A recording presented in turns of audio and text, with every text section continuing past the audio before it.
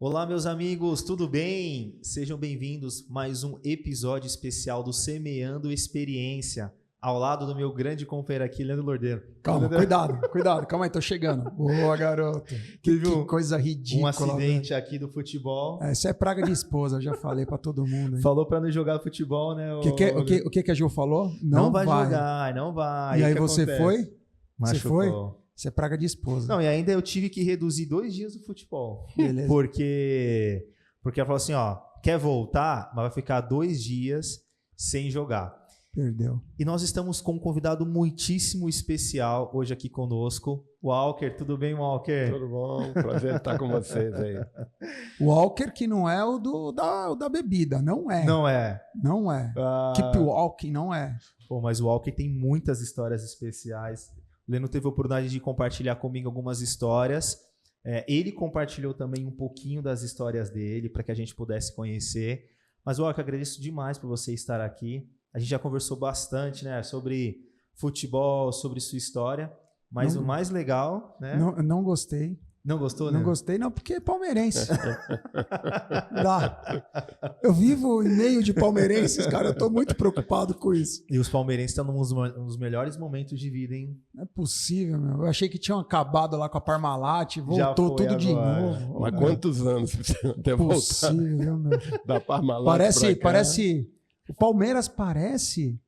A Fênix ressurge do nada, né? Ressurge do nada. E agora veio pra ficar. Tava falando até sobre o Abel, né? Ó, que líder, né? Mas, Walker, o objetivo aqui é pra gente te conhecer, saber um pouquinho sobre sua vida, sua história inspiradora. E, Walker, a gente gostaria que você pudesse contar um pouquinho sobre a sua vida. O início, onde foi a sua infância, um pouquinho sobre seus pais. E aí, no decorrer da conversa, a gente vai entrando sobre outros assuntos que eu já aguardei aqui, bem especial. Mas me conta um pouquinho sobre você, Walker. Bom, eu nasci em Recife, Pernambuco. Meu pai era um sargento da aeronáutica. Minha mãe foi operária aqui numa fábrica em São Paulo. Legal. E eles se conheceram quando meu pai serviu em São Paulo. E aí, quando casaram, minha mãe acompanhou meu pai para Recife. Não deve ter sido fácil para ela, porque não conhecia ninguém. E São Paulo, né, Walker? Era praticamente a evolução. O Nordeste estava crescendo ainda, né? Não, meu pai morou em Boa Viagem quando foi para Recife, né? Então a gente fala Boa Viagem. Hoje Boa Viagem é um lugar chique lá em Recife, né? Tem até música de Boa Viagem, né? É uma praia bonita. Muito bonito. Mas na época... eu nasci em 54, na época não tinha nada em Boa Viagem. Era a base aérea, que era próxima ali. Né? Por isso que ele foi morar lá, porque era próximo da base. Que legal. Onde ele trabalhava. E na época, meu pai era radiotelegrafista de voo. Radiotelegrafista? Bom, já que vocês estão querendo história... já conta pra gente o que é o radiotelegrafista de voo, porque... Hoje em dia não existe mais eu pensando, radiotelegrafista, o cara ouvia o rádio e fazia o... É isso? Meu pai... Vou contar a história para vocês vão entender. Meu pai fez parte da tripulação que fez a primeira travessia do Atlântico numa aeronave militar. Uau! Era um B-17... Não sei se vocês assistiram essa série agora, Mestres do Ar. Tá passando aí na Netflix. Não assisti, mas vou assistir. Mas vamos assistir agora. Mestres do Ar. Esse avião é um B-17. Um avião que foi usado durante a Segunda Guerra. E depois da guerra o Brasil adquiriu alguns, ou recebeu, não sei como. Mas esses voos, esses aviões, pertenciam ao esquadrão que meu pai trabalhava. Nossa... Eram aviões muito antigos, por isso que é interessante a série, porque você vai ver a diferença tecnológica para hoje. Né? Verdade.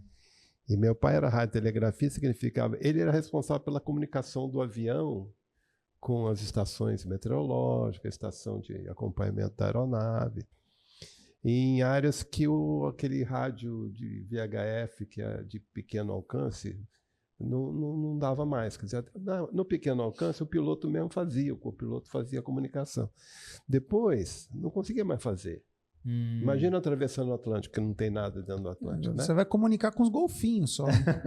Mas ele precisava saber como é que estava o tempo lá do outro lado. Sim, né? Para evitar tempestades, né? Tem que dar posição para saber que o avião não caiu dentro da água. Nossa. Né? Na época, né? E o radiotelegrafista era comunicação, e meu pai conta o seguinte, sei lá, 90% da comunicação foi feita por código Morse. Código Morse? O radiotelegrafista fazia a comunicação por código Morse, né? Ficava lá.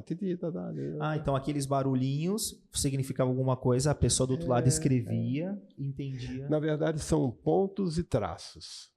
O ponto é um som bem rápido e o traço é um som um pouquinho mais lento. E aí, com esses traços e pontos, você monta o alfabeto todo. Nossa, que coisa. Então, nossa, isso é uma... por exemplo... Inclusive, essa ciência ainda é usada, ainda é ensinada por conta de guerras de ter apagão em tudo, né? Então, talvez possa voltar isso, não volte, não? Não sei. Você acha que não? Sei. Uma guerra nuclear aí, as comunicações ficarem prejudicadas, vai precisar voltar desse negócio aí, não vai não? Mas se não Ou eu tô indo muito longe? Se não tiver comunicação, aí nem a rádio entra, não funciona nada. E hoje consegue pela rádio, né? Aí vai ser os pombos correios. Eu ainda peguei assim as estações de navegação no mundo todo, né? Na época, eu não sei se hoje ainda é assim, mas ela tem um código que ela fica emitindo lá, a sigla da estação.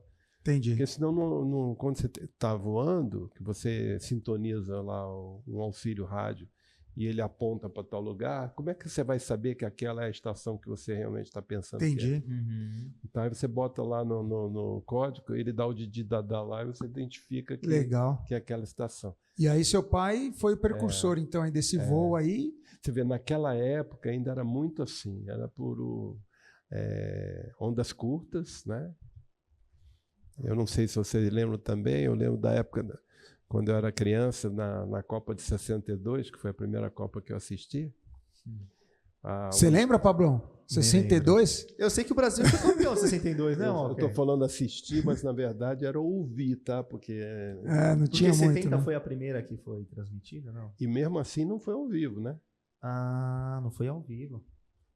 Ou melhor, foi ao vivo, sim. 70 acho que já foi ao vivo. Mas em 62 foi no Chile e era por rádio. Eu ficava ouvindo radinho, com o radinho no ouvido, né? E como é ondas curtas, às vezes o som sumia. Aí, sei lá, o Brasil estava atacando você todo, daqui a pouco sumia, você não sabia. Aí daqui a pouco alguém gritava um gol, você não sabia se era a favor. Se era contra. Parece o Corinthians com o Yuri Alberto jogando. Vai, acabou. Acabou, não fez o gol. Mais. Yuri Alberto não fez o gol. né, Vini? Por que você tá quietinho aí? Na época da Copa de 62, então eu via no rádio o jogo, e aí quando chegava, sei lá, 2 dias depois, no jornal Repórter S, que era o jornal nacional de hoje, aparecia aquele Eletra da Varig chegando, desembarcando, aí aparecia um cara com uns rolos desse tamanho assim, eram os filmes do jogo. Nossa, que ia passar a noite depois do videotape, porque você assistia o jogo mesmo uns 2, 3 dias depois. Né? Que coisa, e hoje é tudo em real time na hora, né, Walker? Bom, mas eu estava falando da travessia, né? Então, se vocês verem esse filme, é o mesmo avião. Cara, você anda se arrastando de um setor do avião para outro. Nossa. É uma tecnologia totalmente diferente da de hoje, né? A gente já evoluiu muito. E o seu pai, Walker, nessa época, ele tinha essa profissão. E como que foi? Você nasceu, né? E eu estava contando isso porque nesse avião, era um avião lento também, e as viagens eram muito longas. Então minha mãe ficava muito tempo sozinha. Nossa. Né? Quer dizer, ela saiu de São Paulo, junto da família, tudo. Puxa o desafio para ela. Foi para Recife e ficava assim. E quantos filhos nessa época que ele viajava muito assim? Não, eu sou o mais velho. Né? Mas vocês são em quantos? 2. 2. Vocês são em 2. Mas eram a idade muito próxima ou tinha uma diferença? Não, são 4 anos. O meu pai, eu conto a historinha que eu escrevi, né? Meu pai veio de uma situação bem difícil, do interior do Rio de Janeiro. Ele só tinha 4ª série primária. E aí, depois de várias tentativas, ele conseguiu um emprego no Rio de Janeiro como escrevente. Era um funcionário civil da aeronáutica que trabalhava no Campos dos Afonso. É ali que ele conheceu a carreira militar, ele começou a ver oportunidades, e que ele gostou, só que para seguir ele tinha que estudar. Tinha que estudar. Né? E ele tinha a 4ª série primária incompleta. 4ª série primária incompleta.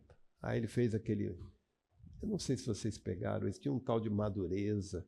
Era uma oportunidade para as pessoas que tinham pouco estudo de fazer vários anos rapidamente, tá?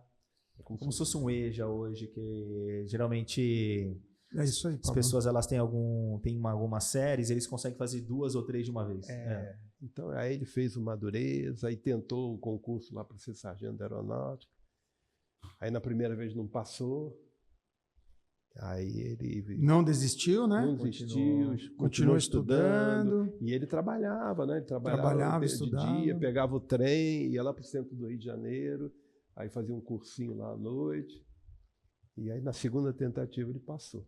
Aí ele Então foi na luta, né? Foi na luta, na insistência. Assim, meu pai foi assim, um fator muito de inspiração para mim. Porque Isso que eu ia te perguntar. A gente ia Walker. perguntar isso aí, né? o Qual que é a tá visão agora. que você tem do seu pai? Qual a bagagem, né? E você lembra disso tudo, Walker, nessa... Não, mas eu Mas a sei história, o que ele conta, ele né? conta e você O que ele se recorda. conta, o que meus avós contavam, né? Aquela vida... Meu pai chegou, eu não escrevi isso aí, mas meu pai chegou a trabalhar em olaria, fazendo telha na perna. E assim, adolescente ainda, porque, sei lá, devia ter uns 16 anos. Sim. Né? Precisava se virar, né? Não é? Precisava Na se época- virar. na época a vida era E qual que difícil. era... E a origem da família do seu pai era estrangeira, né? Não era... Não, é da Como minha que era? mãe. Ah, da sua mãe. Da sua mãe é. que era. Tá. O O seu meu- pai não. O seu pai era... o meu pai, quer dizer, o que a gente consegue acompanhar pelo sobrenome é de origem portuguesa, né? português. Mas E a mãe do meu pai faleceu quando ele tinha 4 anos. Ela morreu de tuberculose. Uhum. E aí meu pai e os irmãos dele, né, foram colocados nos parentes, porque meu avô tinha que trabalhar, então botou um filho num lugar, outro no outro. Meu pai ficou cerca de 3 anos com a madrinha dele, Nossa. né, nessa idade, 4, 5, 6 anos. E aí depois meu avô casou de novo. E aí ele voltou para casa, tudo, né?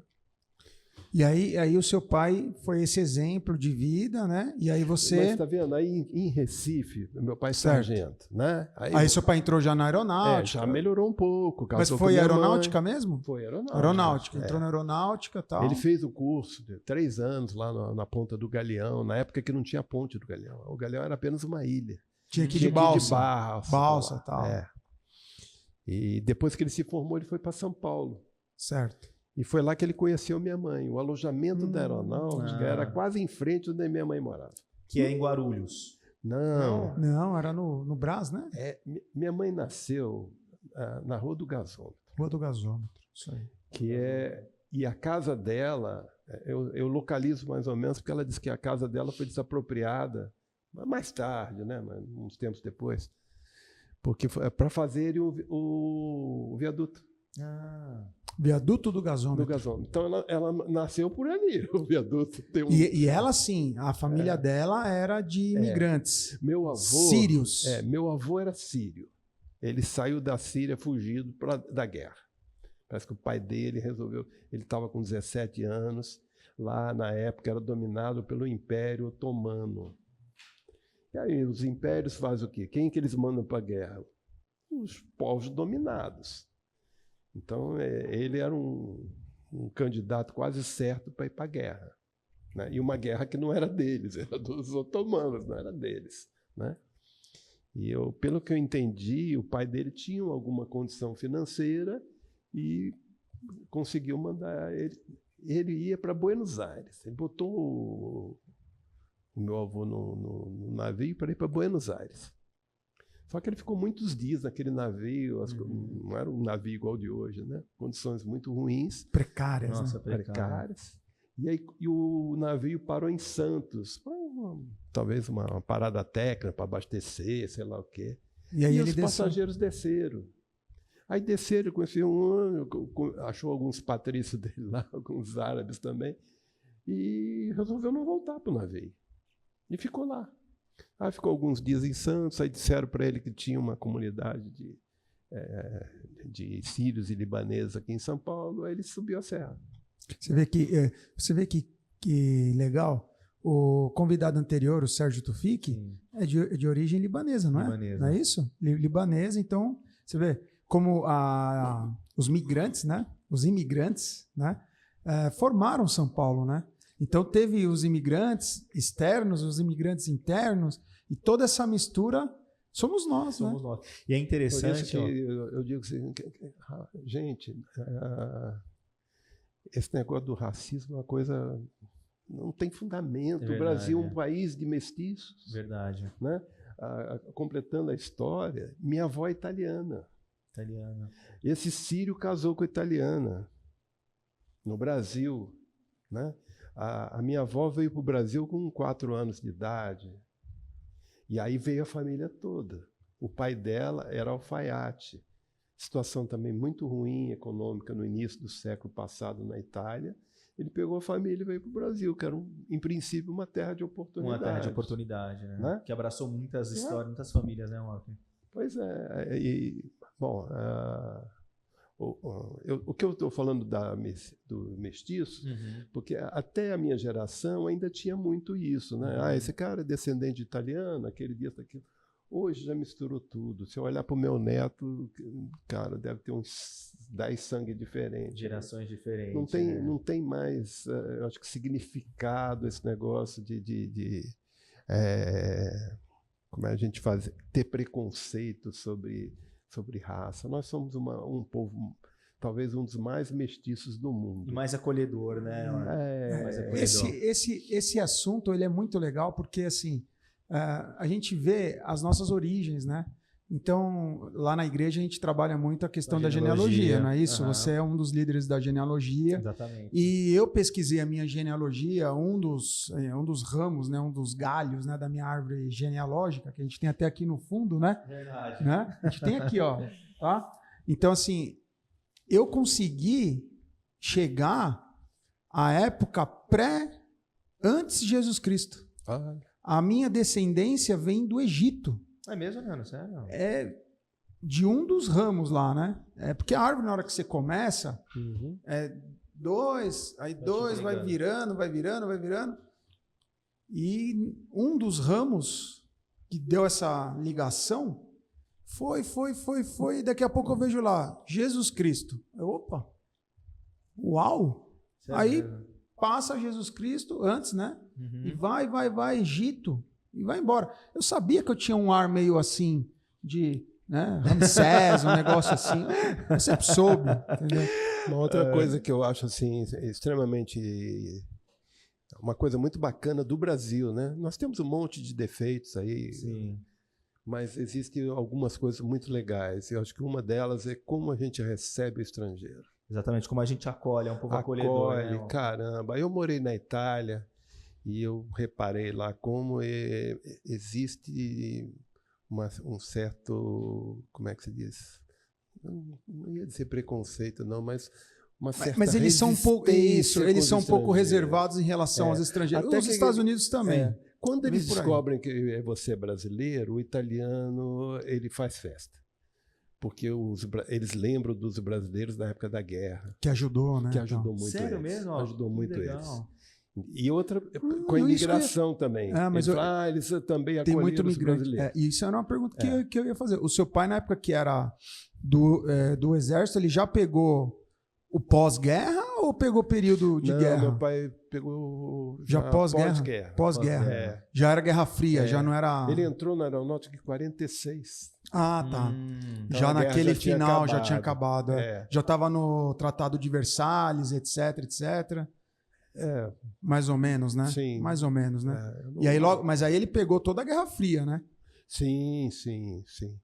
Mas isso não afetou muito o Brasil. Né? Quer dizer, afetou depois, na época da Revolução, quando você tinha dois duas vertentes, né? Uma querendo puxar para o russo, outra querendo puxar para o americano. Americano e tudo. Que é a polarização, e aí foi. E hoje até é muito forte. E Walker, me conta um pouquinho, a gente puxa para você ver a importância da base dos seus pais, que a gente vai até tratar sobre esse assunto depois mais para frente, mas muito legal a história, e eu vejo como que um pouco da sua vida, né, do que a gente já teve a oportunidade de ler, que teve uma base muito grande pela história que você teve de seus pais. Mas e para você, Walker, como que foi o seu início na sua trajetória? A gente sabe que seu pai foi para Recife, a sua vida foi aqui em São Paulo, foi lá em Recife. Conta um pouquinho. Não, depois que meu pai teve em Recife, né, ele queria melhorar de vida. Tá. E aí ele soube que tinha um curso para ser oficial. Aí ele falou, então eu quero ser oficial.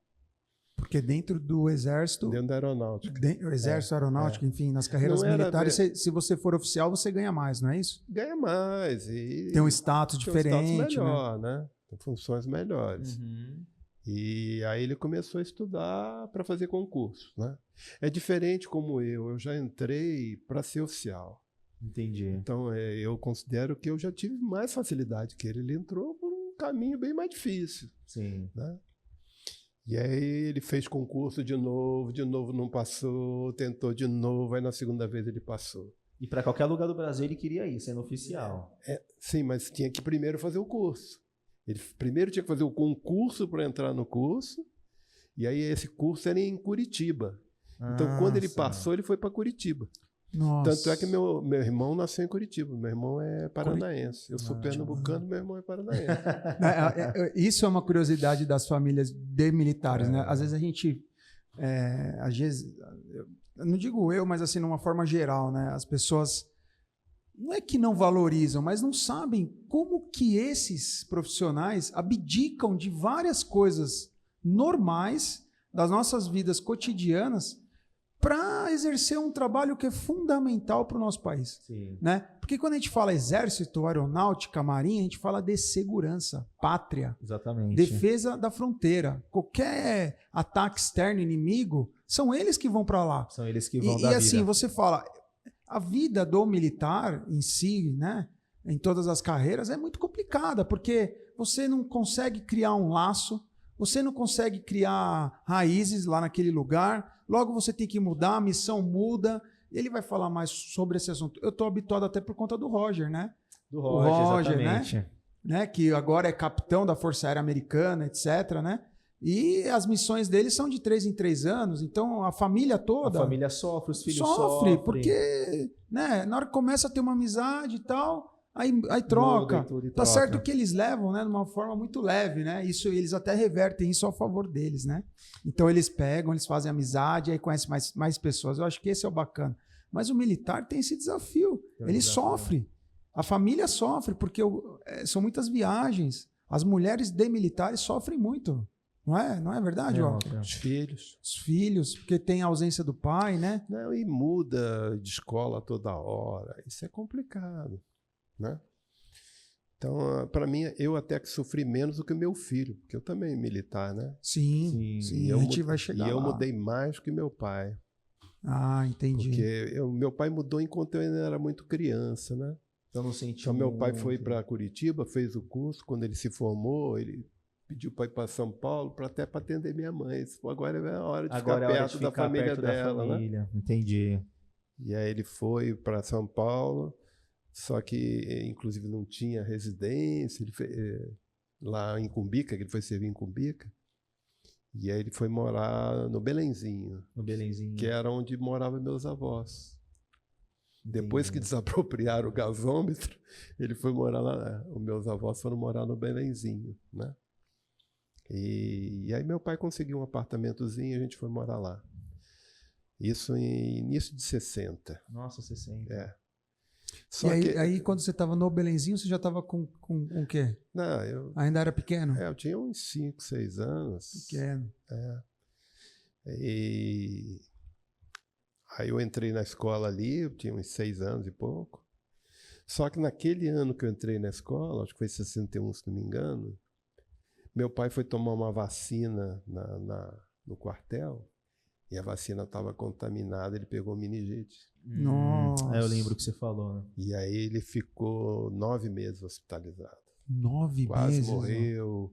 Ficou 3 meses aqui em São Paulo, aí ninguém sabia mais o que fazer com ele. Mandaram para o Rio de Janeiro, que tinha mais apoio lá no Aeronáutica, tinha um hospital mais forte lá no Rio. E aí ele ficou esse tempo todo longe, né? E aí eu fui morar com meus avós, com a Entendi. italiana e o Círio lá, né? Aí você foi morar com seus avós lá no Belenzinho. No Belenzinho mesmo, Belenzinho. era próximo, relativamente próximo, dava para ir a pé de uma casa para outra, né? Aí você vê de novo a importância do apoio familiar, familiar né? perto. E minha mãe acompanhou meu pai, né? Sim. Foi pro Rio, acompanhava meu pai. Aí de vez em quando ela vinha, pegava um ônibus, chegava em São Paulo. Eu lembro, ela ia lá acho que para 25, para aquela área ali, para o Brás, sei lá. Comprava tecido. Eu lembro ela sentando na máquina e fazendo um monte de short para Sério mesmo. os filhos. E depois, Walker, acredito que numa parte do que você acabou escrevendo, fizeram os testes e viu que o seu pai conseguiu... Pois é, aí quando ele saiu do hospital, ninguém acreditava que ele fosse voltar a trabalhar. A meningite era uma doença muito grave, dificilmente alguém escapava sem nada. Ou morria, ou tinha alguma sequela, né? Então, aí ele ficou em casa, porque ele estava muito magro também, fazendo uma recuperação. Só que aí, sei lá, acho que passou uns 6 meses, chamaram ele para fazer um exame médico que era para constatar que ele não podia trabalhar e aposentar ele, né? O que seria bastante ruim, né? Porque ele batalhou tanto para ser oficial. E eu lembro que a renda ia cair da família. A renda ia cair, né? Porque o exército é mais ou menos, ou a aeronáutica, enfim, a carreira militar em si, ela é mais ou menos como um funcionalismo público. Quanto mais tempo de prestação, mais tempo integra no salário, né? Ou Sim, as patentes vão subindo, não, né? Sim, mas não era só isso. Tinha, assim, um monte de gratificações, por exemplo, gratificação por voo. Ah, tá. Se ele não voa, ele não ganha. Entendi. Entendeu? Então, tinha uma série de gratificações que ele perdia. Então, o salário caía, sei lá, para menos da metade do que ele ganharia, né? E a época que ele ficou no hospital foi uma época difícil financeiramente para a família. Eu lembro que você colocou, que você escreveu, que teve esse desafio, e o maior desafio realmente era a renda que vocês iam perder pela aposentadoria, né? Agora, Walker, você estudou em escola militar e o seu pai influenciou a sua carreira também? Não, meu pai não. Meu pai sempre deixou à vontade. Ele disse, o que eu lembro muito que meu pai falava, eu acho que até hoje às vezes eu repito para os meus netos, né? Escolha a profissão que você quiser. Ele deixou sempre à vontade. Mas a que você quiser, seja o melhor que você possa. Que legal. Muito Entendeu? legal. É mais ou menos o que a gente a gente bateu ontem, né? Não é assim, a gente ontem foi fazer uma palestra para jovens, né? Sobre os desafios profissionais, etc. E como que esses jovens poderiam se colocar no mercado de trabalho hoje, que hoje nós vivemos uma revolução tecnológica. Então, foi provado, até por um dos palestrantes, né? O presidente Marcondes Farias, né? Que... Faria ou Farias? Farias, né? Ele colocou em slides a prova de que os salários iniciais da área de tecnologia, aquelas áreas mais básicas, o início é 3.000, 3.500. Nosso salário mínimo é 1.200 e pouco. Então, o que ele colocou aos jovens? 1.200, ele provou que você não fecha o seu orçamento com 1.200. Com umas despesas básicas lá. Ele fez uma conta que chegava em 2.600, ou era 2.800, alguma coisa assim. E os 1.400 e pouco não dá. Você teria que ter o dobro, certo? E aí ele falou, poxa, se o 1.400 não dá, você precisa de 2.200, 2.600, 2.800, e o inicial da tecnologia é 3.000, 3.500, o que a gente está esperando para começar a ir para essa área, né? Mas, independentemente da área que você atue, eu tenho muito forte essa questão. Faça o melhor. Faça bem feito. Entendeu? Não fica atrelado a questões de corporativismo, né? Que se você trabalhar muito, eu vou acabar me prejudicando, porque, faz sua parte, faz bem feito e segue, Entendeu? Verdade. E que legal, ó, que o seu pai ele deixou super aberto para você, e aí Sim, você sim. despertou porque ele era uma referência, Por acaso. por acaso? Porque eu estudava em Guarulhos na época, porque em Cumbica eu estudei até a 4ª série primária. A partir daí não tinha mais escola em Cumbica. Cumbica, na época, era só base aérea, não tinha nada em volta. Só base aérea? Não tinha nada em volta. Para comprar pão, meu pai ia a Guarulhos. Nossa. Não tinha nada na época. Para aquele garoto, foi uma maravilha. Aquilo lá era Pra uma brincar, fazenda, eu fazenda. livre, ninguém ficava me controlando. Quando eu morava na cidade, no Belenzinho, pô, imagina, minha mãe, eu tinha 6 anos, meu irmão devia ter uns 2. Eu não podia descer para a rua. Entendi. Né? Quando eu fui para Cumbica, a gente vivia livre, andava aquilo tudo, entrava dentro da mata. Ali era mata, ainda é até hoje. Dentro da base aérea lá hoje, ainda é Mata Atlântica lá. Nossa. Porque não mexeram lá. Mexeram do outro lado, onde virou o aeroporto internacional. Mas do lado da base mesmo, onde eu morei, é Mata Atlântica até hoje. Né? E eu andava naquelas matas tudo, descalço. Entendeu? Quer dizer, para mim a infância foi muito gostoso. Mas voltando, né? Então eu estava estudando em Guarulhos, eu fiz o ginásio na época, né? Em Guarulhos. E quando eu estou no último ano do ginásio, conversas de criança, um contando para o outro que queria fazer exame para essa escola de Barbacena, né? Que é uma escola de pré-cadete. E aí contou as vantagens de ir para lá, né? Porque a escola é boa, porque... e uma das coisas que me falaram é que entrava direto no ITA. Quem passasse lá e tivesse boas notas, podia ir para o ITA. Que já era muito conhecido na época, já. E já era. E meu pai tinha um colega de turma lá, e uma vez a gente fez uma visita lá. Eu fui jogar futebol de salão. Olha só. Jogador, Pablo. Jogador. Mas não é que nem você, não. Mostra aí, mostra aí. Jogador, quer ver, ó? Quer ver, ó? Jogador, fala aí. Adorava jogar. Você jogou muito? Joguei muito. Se contundiu gravemente assim, ó, pra ficar assim, ó? Olha, eu não passa o pano pra ele, não. Duas vezes. Não, fala a verdade. Essa perna aqui também 2 vezes. Não, mas hoje você Aí, jogaria. Você jogaria normal? Não, 70 joga, anos, pô, né? joga. Fala que joga. Que é isso? Vai me quebrar, me quebrou, tá vendo? Mas eu joguei até os 39, então eu joguei. Legal. Mas eu fui jogar futebol de salão dentro do CTA. Levaram uma equipe lá de Cumbica lá em São José para jogar, né? E uma das coisas que era maravilha para mim, porque tinha até hoje o mesmo ginásio com um piso de madeira, e eu não sei o que tem por baixo, ele amortece, sabe? Putz, mas foi uma delícia jogar naquele, tá? Nossa, que legal. E o CTA, assim, eu fiquei apaixonado por CTA, né? Uma piscina enorme, era tudo muito bonito lá. E meu pai tinha esse amigo dele lá, então a gente fez uma visita para um amigo dele, jogamos futebol e voltamos. E aí fiquei com aquele negócio na cabeça de ser engenheiro, né? Olha que legal. Eu gostava mais das matérias de exatas, então me parecia que era o que eu imaginava que eu seria, apesar de ser muito pequeno ainda, né? Mas na escola alguém falou isso, dessa oportunidade de Barbacena e que poderia entrar direto para o ITA. Aí fiquei pensando, caramba, olha, eu faço. Se eu não passar, eu posso depois tentar de novo no ITA. Então eu tenho 2 chances. Se eu passar, pronto, já está resolvido. Né? Então foi mais ou menos... Fora aquele atrativo de você ter independência, de você ter um saláriozinho. Salário. Era uma coisa muito pequena. Eu acho que hoje seria o equivalente assim, uns 40% do salário mínimo. Entendi. Hoje é proibido um salário daquele. Verdade. O mínimo é o mínimo, né? Mas naquela época não. Né? E aí você acabou se formando, conseguiu entrar, Walker, no ITA e acabou se formando. Não, eu não entrei no ITA. Eu fiz esse concurso, entrei em Barbacena, que era o 2º grau. Ah, entendi. Aí fiz o 2º grau. Quando chegou no final do 2º grau, aquela história de direto pro ITA não era mais verdade, não. Aquilo, sei lá, em alguma época talvez tenha sido, mas não era mais. Né? E aí eu podia desistir da carreira porque ali era para formar pilotos. Sim. Eu podia desistir da carreira e prestar concurso para o ITA. Né? Aí eu fiquei assim, mas eu posso passar e posso não passar. Enquanto essa aqui já está certa, né? Certo entre aspas, porque a carreira militar tem assim uma seleção muito forte.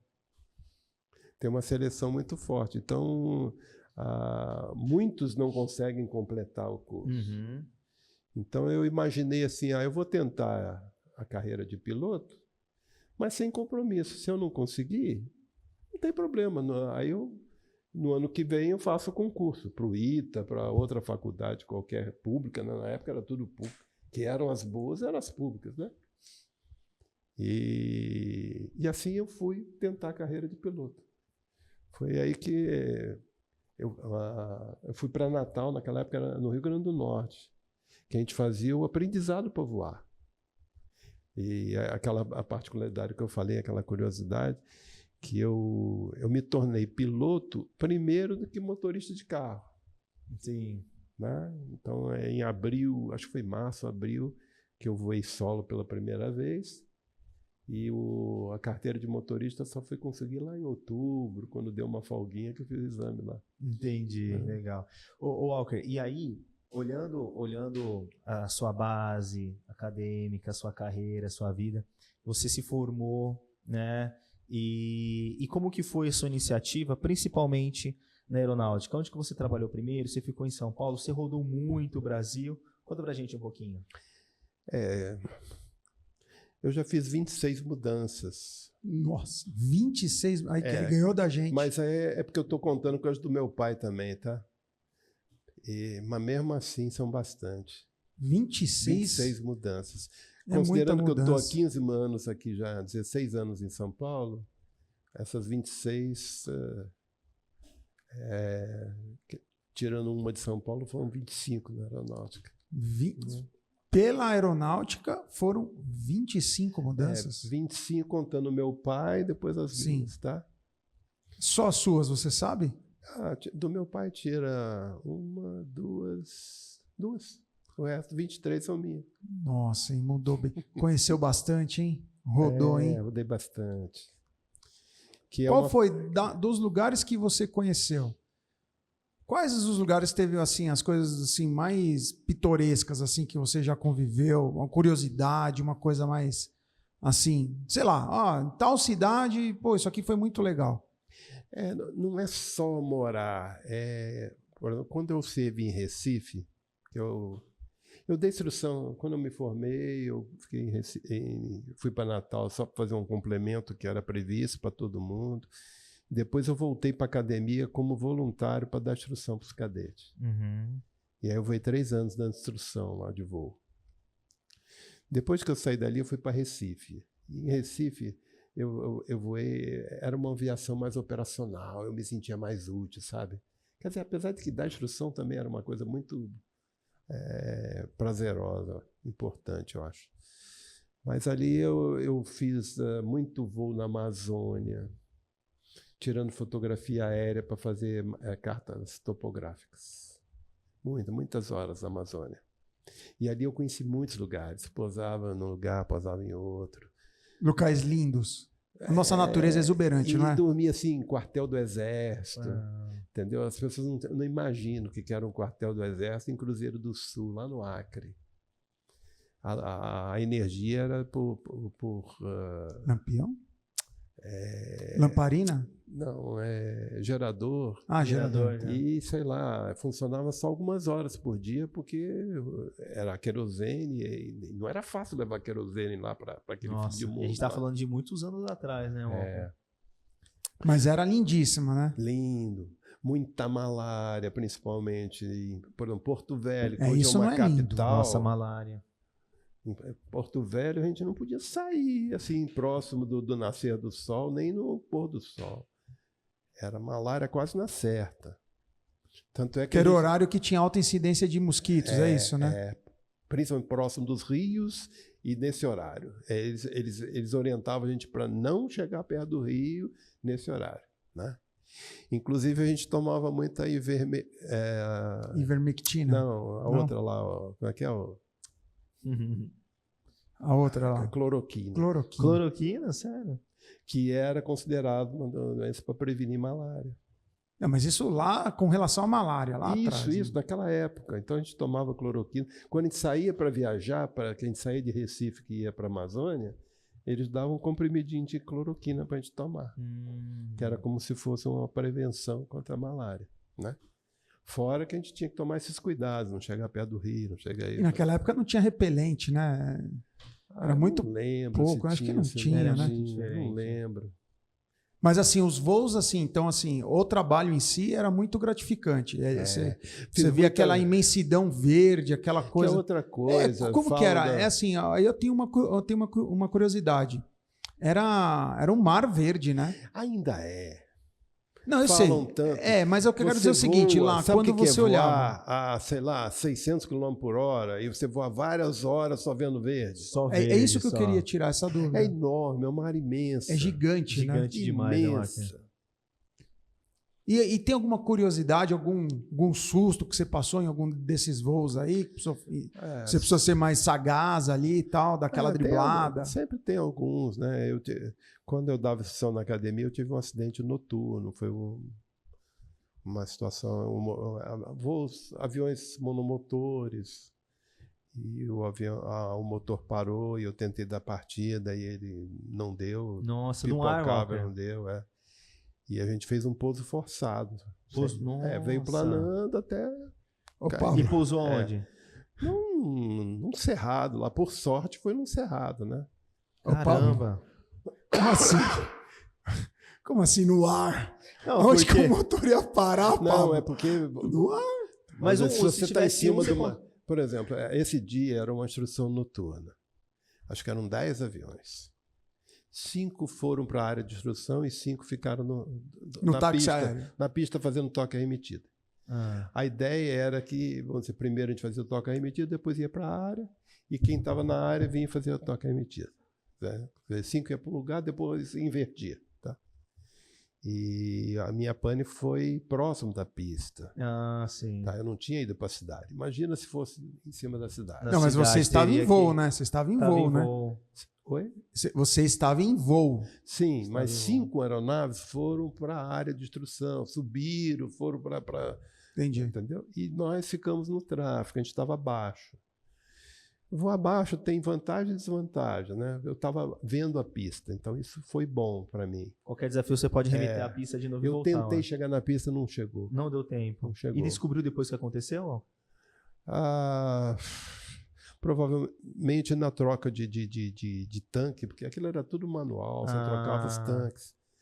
E a bomba de combustível deve ter afogado o motor, porque ele chegava a pegar, ele dava uma rateada e morria de novo. E era aquelas hélices, né, Walker? A gente está falando daquela época. Era, avião hélice, né?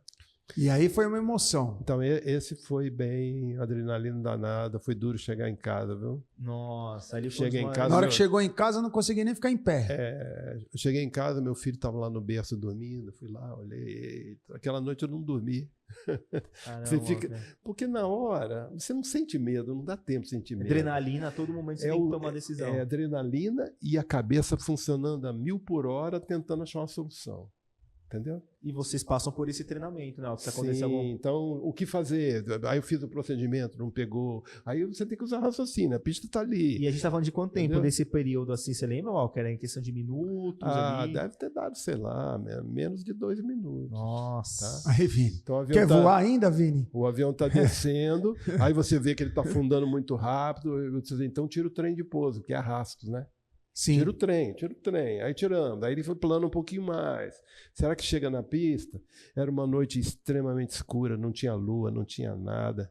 Eu só via a pista iluminada. Tanto é que em Pirassununga eram 3 pistas. Tinha uma central que era iluminada, que era usada por voo noturno, e tinha outras 2, uma aqui bem próximo dessa, e a outra do outro lado, né? Então eu percebi que eu não ia conseguir chegar nessa pista. Então eu comecei a tentar chegar na outra aqui, que eu sabia que estava, mas eu não via. Porque estava tão escuro que eu não via a outra pista. Né? E aí acabou pousando? E aí acabei pousando, sei lá, uns 300 metros, 200 metros dessa pista, dessa outra. Quase acertou. Um pouquinho mais ele chegaria na pista. Mas não deu. Até porque o tráfego com muita gente começa a ficar um pouquinho mais afastado, né? Avariou Nossa, que o coisa, trem de Walker. pouso, alguma coisa Não, assim? eu posei sem trem, Pousou sem no trem. meio do mato. Você é um as. sem trem. Mas No meio do mato. De trem é pior. de trem é pior. Porque ele entendi. pode fazer isso, tá? E aí bica, Então, bica, aí né? ele foi arrastando no mato lá até parar, né? Caramba. Mas Mas você você sabia- teve que despejar o combustível, tudo, para não É porque ter não risco de tinha, né, incêndio? Walker? Praticamente quase talvez não tinha, porque você mesmo disse, né? Não, tinha combustível, Um sim, pouco mas ali. quer dizer, senão a gente não voava, né? É. Tinha combustível, Ou acabou. mas houve quem algum sabe. problema no fornecimento de combustível. Tá? Legal. Entendi, legal, Walker. Bora, Pablão. E Walker, me conta um pouquinho. Outra coisa que você Pode falar. perguntou, aí, uma curiosidade, né? Um dia nós estávamos decolando, bem diferente, de Santarém. Aí quando a gente alinhou o avião para decolar, tinha uma preguiça no meio da pista. Tinha uma preguiça. Uma preguiça. bicha preguiça. Fazendo o quê? Dando um oi pra vocês, assim? Naquela velocidade toda. E você precisando sair. Aí os sargentos pegaram um cobertor que usava lá na área de fotografia, foram lá, jogaram em cima da preguiça e levaram para dentro do avião. E nós levamos aquela preguiça para Belém.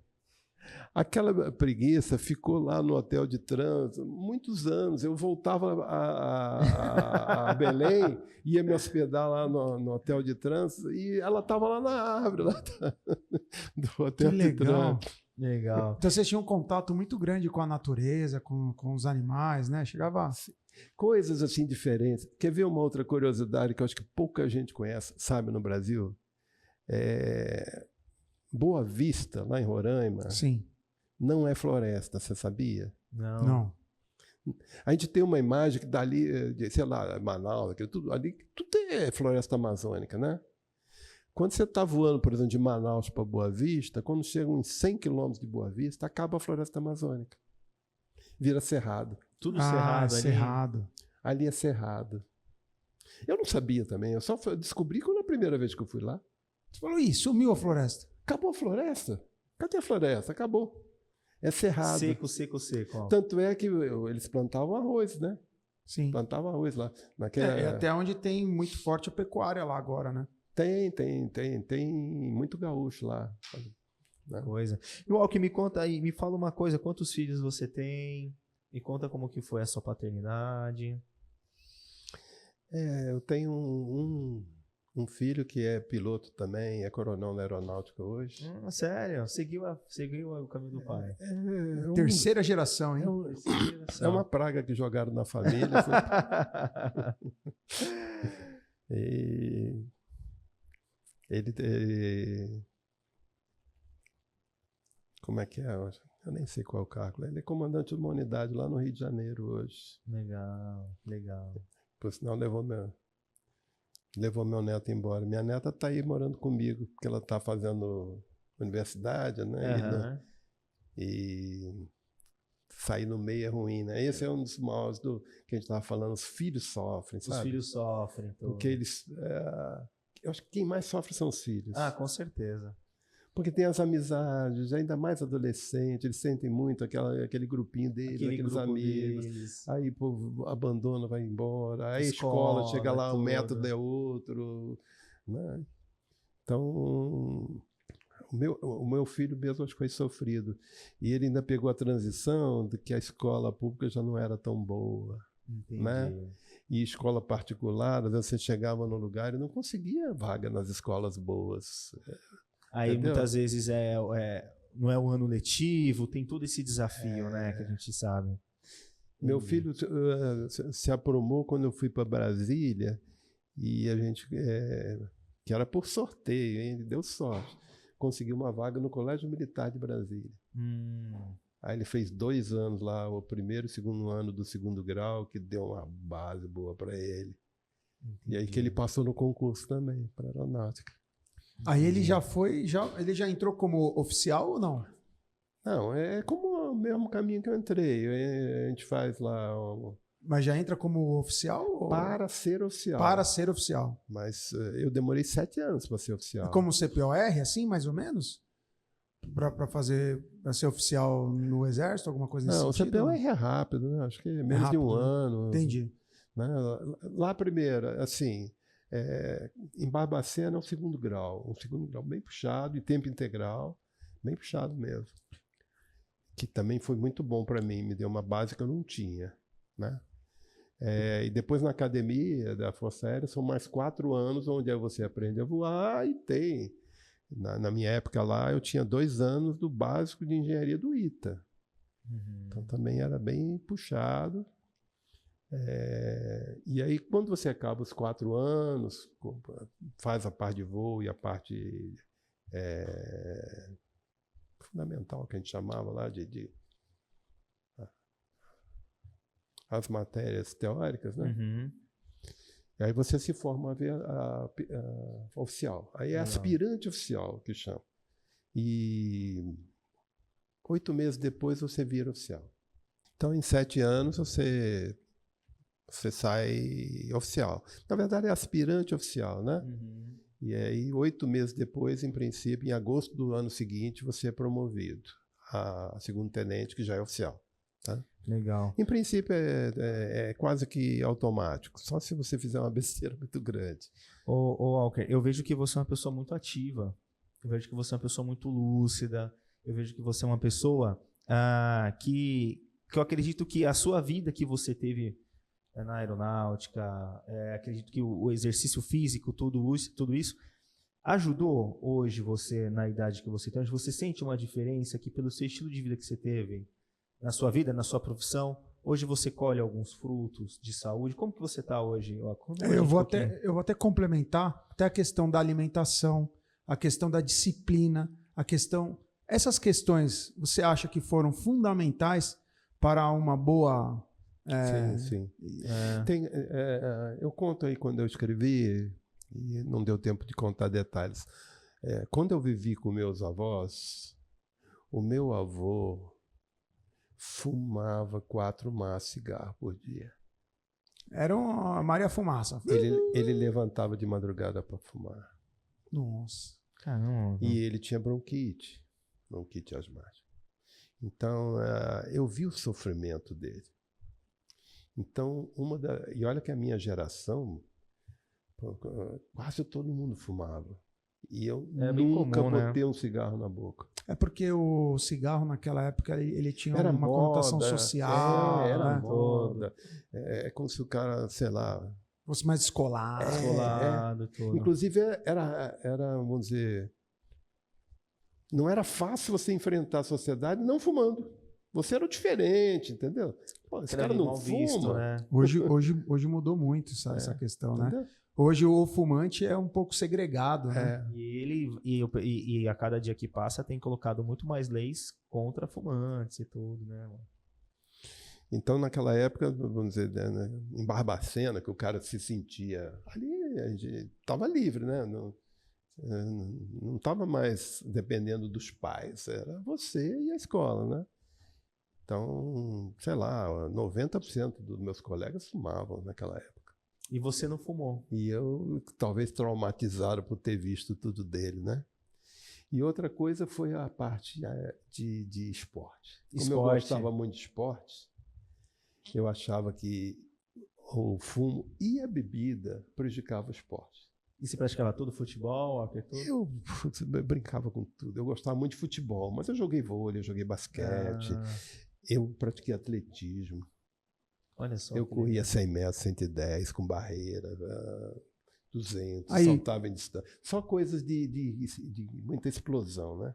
Uma vez eu resolvi fazer uma corrida de fundo, que precisava de pessoas lá para correr numa festa da cidade, lá numa festa religiosa da cidade. E aí tinha que... Estão chamando aí uns alunos para correr na cidade. Vamos lá. Eu fui. Cara, foi um parto. Eu cheguei lá no final quase morrendo, porque eu não tinha dom. Isso também foi um ensinamento extremamente interessante. Eu percebi que Deus dá dons para todo mundo, mas não são iguais. Exatamente. Então eu tinha dom para um tipo de esporte, mas não tinha para outro. Sim, isso aí é total. Não é? Ele tem o dom da apresentação, é o Faustinho. Olha aí, Walker. Eu ainda tô achando o meu dom, eu não sei qual é. Casamenteiro. Casamenteiro, boa. Aí, Vini. Fiquei feliz, Vini. Mas Pô, que legal. Mas não esse é sei, o- né? Futuramente o- posso ficar triste. Né? Olha os frutos que você colheu por causa do esporte. O esporte também, vamos dizer, me fez me afastar disso, sabe? Então, mesmo bebida, eu nunca tive atração por bebida. Hoje, às vezes, eu bebo um pouquinho. Mas assim, você considera esses fatores importantes para uma qualidade de vida Olha, que você está agora? Porque eu vou te meu avô falar. com a minha idade, cara. Oi? Meu avô com a minha idade. Certo. Eu tinha bronquite asmática, não parava Nossa, de já tossir. Fumava. Tava ruim, né? Fumava. Ah, e outra, quando o médico proibiu ele de fumar, foi um trauma. Porque aí também, naquela época, não tinha Acostumou e INSS, não tinha aposentadoria. Meu avô trabalhou muitos anos aqui no mercado municipal de São Paulo, né? Aí quando ele ficou mais velho, ficou doente, não podia mais trabalhar, não tinha salário. Então ele viveu, Era o autônomo, é a dor do autônomo. aí ele viveu às custas dos filhos, tá? Da irmã da minha mãe ou da minha mãe. Uma época ele passava com ela, outra com a gente, né? E uma das coisas que minha mãe levou ele no médico, por causa dessa bronquite, essa coisa toda, o médico proibiu ele de fumar. Ele subia pelas paredes. Nossa, porque Porque o muitos vício anos. era muito vício, né? Era muito cigarros, 4 maços. Aí eu lembro que minha mãe levou ele no médico de novo e falou: ele não está aguentando, ele está muito nervoso, não sei o quê. Eu aguento mais esse homem, ele tá nervoso. Aí o médico disse: não, então faz o seguinte, dá 5 cigarros por dia para ele. Gente, ele fumava um pedacinho e apagava, ele fumava até queimar o dedo. Nossa, Entendeu? mano, que situação. Então, aí eu percebi que a força do vício, sabe? Como ele estava sofrendo com aquilo. Mas essa questão do vício, Walker, eu tenho assim uma conexão muito grande com os mais jovens, né? E eu sempre cito eles porque eu amo essas gerações mais novas e eu acho que nós, como temos alguns bons exemplos, né? É interessante que nós possamos transmitir esses exemplos a eles, né? E uma das coisas que eu sempre falo com eles é o seguinte: o vício, assim como os dons, cada organismo ele recepciona aquele vício de alguma forma. Então vão ter pessoas que vão conseguir fumar um maço de cigarro esporadicamente, socialmente, ou até questão de entorpecentes, né? Que tem aquela questão hoje do uso da maconha, que é recreativa, etc. E algumas pessoas até falam: mas eu conheço pessoas que fumam e de boa, fuma um, fuma outro e está tudo certo. Mas aí que está a questão. Os dons e os organismos é a mesma situação. Tem organismos que ele vai fumar uma vez, 2 vezes, 3 vezes e vai ficar dependente, aquele dependente total. E aí é aquela questão do quê? E aí, você vai topar esse risco? Porque você não sabe como o seu organismo ele vai se comportar com aquela droga. E aí, você vai dar a chance? Porque ali você está dando a chance. Aí é uma roleta russa, né? Porque colocou na boca, e aí? Se gostar muito, e aí? E vai degradando. Exato. Né? Então, às vezes, esses exemplos, como eu tive em casa, em questão de vício, essas coisas, para mim também foi muito forte. Isso que ele falou faz todo sentido.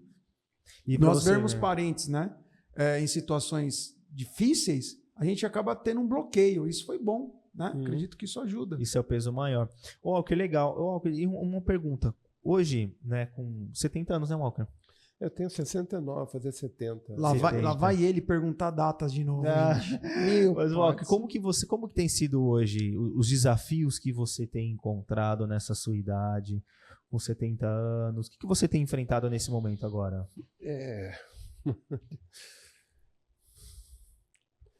Eu acho que eu tenho um pouco da personalidade da minha mãe nesse aspecto, sabe? A sua mãe? Minha mãe era uma pessoa assim que não conseguia ficar parada. Muito ativa. No sentido de a necessidade de se sentir útil. Ser útil. De fazer alguma coisa útil, sabe? Então, isso eu sinto bastante depois que eu me aposentei, porque você já não tem tantas oportunidades de ser útil, tá? O mercado vai se fechando para você. Tem um certo preconceito de idade aí, tá? Entendi. E eu acho também esse Brasil de hoje está tão bagunçado que... Deixa eu medir bem como é que eu vou falar, mas...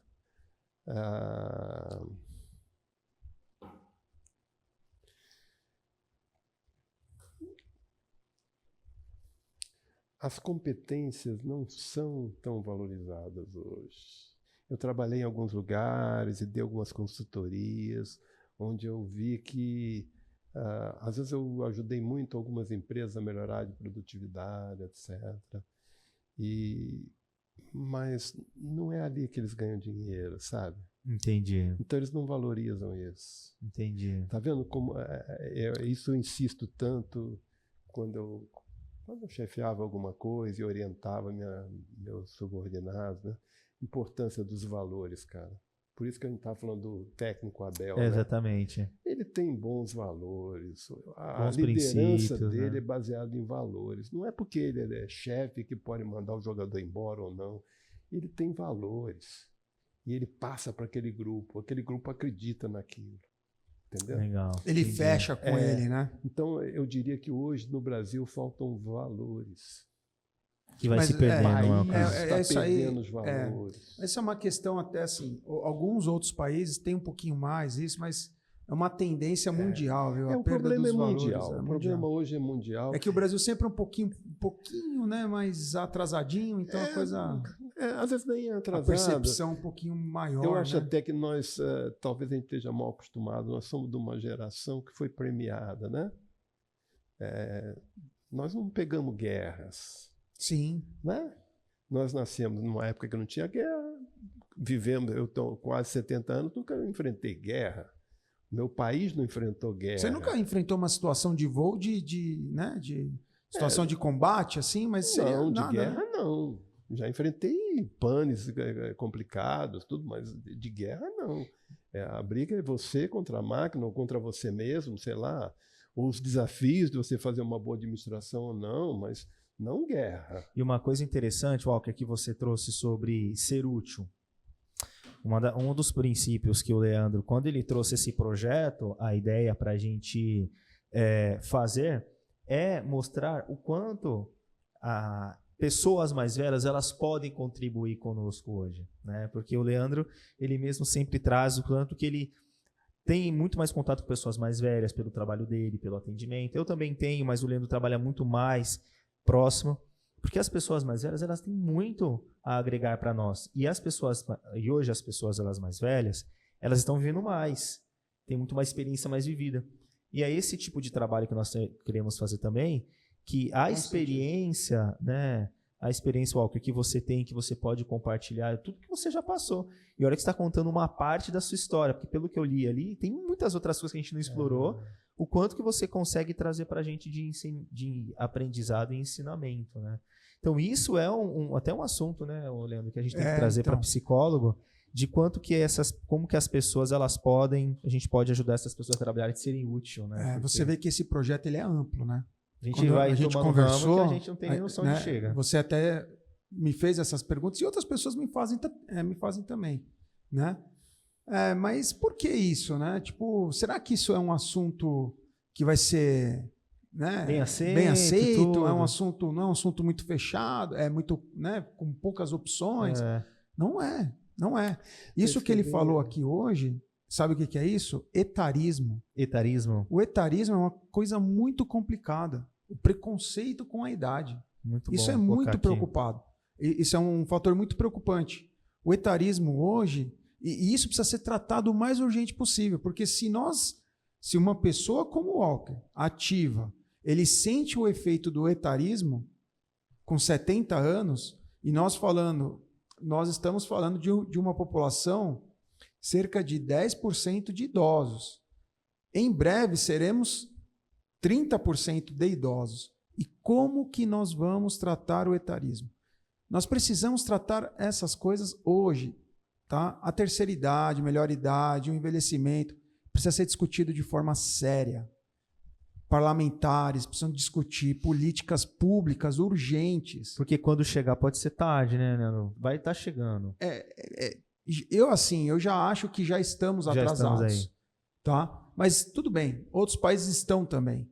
Tá? Só que aqui é tudo um pouco mais lento. Então a gente precisa dar uma atenção. Acho que os nossos parlamentares só se preocupam com os idosos na época da eleição.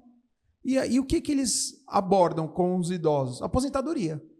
Hoje você vê, algum deputado que é vinculado à terceira idade, ele se resume a tratar de aposentadoria. Eu vou trabalhar o seu direito de aposentadoria. Eu vou melhorar o seu salário de aposentadoria. Não é isso, gente. E não é só isso. Não é isso. E... Você tem que trabalhar outras vertentes. Você tem que dar dignidade para essas pessoas. Você precisa dar... hoje, tem tantos novos empregos que, por exemplo, os idosos poderiam ser preparados para auxiliar neles. Que não precisava de uma demanda física, uma coisa mais intelectual, uma coisa mais... A tecnologia, o acesso da tecnologia à terceira idade. Se a gente tem uma defasagem hoje de profissionais, eles poderiam fazer algumas coisas dentro da tecnologia. E uma coisa interessante até, Leandro, que trazendo o que você mesmo informou, é o cuidado dos pais, né? Até para você, como que foi você cuidar dos seus pais, né? Que esse é uma situação que praticamente todos nós vamos passar, né, mano? Meus pais e meus sogros moravam no Rio de Janeiro. Uhum. Então, minha sogra teve Alzheimer durante uns 10 anos. Nossa, durante 10 anos. Mas é engraçado que o meu pai também teve Alzheimer depois, mas foi diferente. Ela pegou muito mais cedo, mas ela relativamente estabilizou. Ela foi um platô, né? Não foi tão agressivo. Ela, entendeu? Tinha lá os problemas dela, mas ela vivia no mundinho dela lá, tá? E eles viviam no Rio também, então a gente ia esporadicamente, uma vez por mês, sei lá, a gente ia sempre lá, dava algum apoio, mas não exigia grande coisa da gente, né? Em 2015, minha mãe começou a apresentar uns problemas, falta de ar, não sei o quê, e a gente longe, né? E minha mãe sempre muito ativa, aí a gente, mãe, você tem que arranjar uma moça para te ajudar, para não sei o quê. Ela, não, mas não encontro ninguém. Aí um dia meu irmão foi lá no Rio, contratou uma pessoa, botou lá, e aí a pessoa também não era grande coisa. Primeiro que minha mãe não era fácil de se adaptar. Sim. Tá? Então, fez a vida inteira, tudo era ruim que os outros faziam. Mas, por acaso, essa pessoa que foi contratada também não era das melhores. Né? E aí que ela ficou mais nervosa ainda. Né? E aí eu conversei muito com meu irmão, eu estava trabalhando aqui na época, meu irmão também morava aqui e trabalhava. Meu irmão é piloto comercial, então não para em casa também. E aí eu lembro que foi um 21 de abril, era um feriado. Eu disse, vou lá buscá-la, passa um tempo com a gente. Buscar os dois, né? E aí eu fui.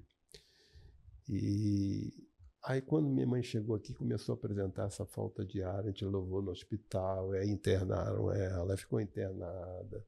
Aí daqui a pouco dava alta, passava 2 dias em casa, internava de novo. Aí teve um dia que ela teve uma parada cardíaca e levaram ela para UTI, entubaram, não sei o quê. Resumindo, minha mãe viveu mais uns... Não chegou a 4 meses, 3 meses e meio, quase 4 meses. E ela veio a falecer. E para mim foi um baque, né? Primeiro que eu estava trabalhando e a gente... Todo dia eu ia para lá, né? Uma noite sim, uma noite não, dormia com ela e revezava com outras pessoas. Mas... durante 4 meses a gente também já estava esgotado, né? E outra que eu não esperava que ela fosse falecer. Minha mãe estava muito lúcida ainda, né? Então eu não esperava. E eu não, talvez até pela carreira militar, eu nunca acompanhei esses problemas Quando meus avós faleceram, eu estava muito longe, naquela época tudo era longe mesmo, né? Não era como hoje, que você se desloca com facilidade. E eu não acompanhei, então esse da minha mãe foi sofrido, porque foi na minha mão. Eu que tive que administrar o hospital, os remédios, Nossa, que desafio. os problemas. Parte financeira, tudo também? A parte financeira, meu pai tinha uma certa condição. Ele não dependeu muito de mim, não, tá? Meus pais. Mas a administração, né, aquela ajuda, Sim, né? sim. Você entende o que eu estou Sim, falando? Não sim. aquela ajuda efetiva, mas aquela Sim, ajuda sim. de Não, estar nos bastidores, não, né? Tem que coordenar as coisas, porque isso também é trabalhoso. Sim, não, Eu entendo Depois bem que desse meus- assunto aí. eu já Sim. administrava algumas coisas de longe dos meus pais. Sim. Porque, pô, teve uma vez que ele foi assaltado no banco. Nossa, que coisa. Então eu Walker. comecei, pô, mas por que o senhor vai lá? Ele tira quase o salário todo dele no caixa. Não, peraí, isso aqui só paga pela internet. Me passa todos os pagamentos aqui que eu faço. Aí ele me deu a senha dele, eu entrava no banco dele e pagava todas as contas Isso dele. é a coisa mais triste para um idoso. né, Walker? Tirou a fila do banco. Não, é verdade. É verdade. É igual chegar na minha época e tirar os boletos. Eu vou ficar triste, porque eu me divirto assim, ó, fazendo a foto e tal. Isso é muito legal. Mas Agora é com verdade. Pix, O idoso né, ir lá e na fila do banco, É. quantos. Olha, cara, eu vou te falar, se tivesse aquelas filas de banco de pagar a conta, eu ia pegar um monte de convidado, porque eu trocava ideia com todo mundo. Já conheci um monte de gente. Eu conhecia as donas que ia lá sempre, as senhorinhas. E, meu filho, aqui de novo. Mas é verdade isso aí. Agora, assim, essa é só uma brincadeira, mas assim, Sério?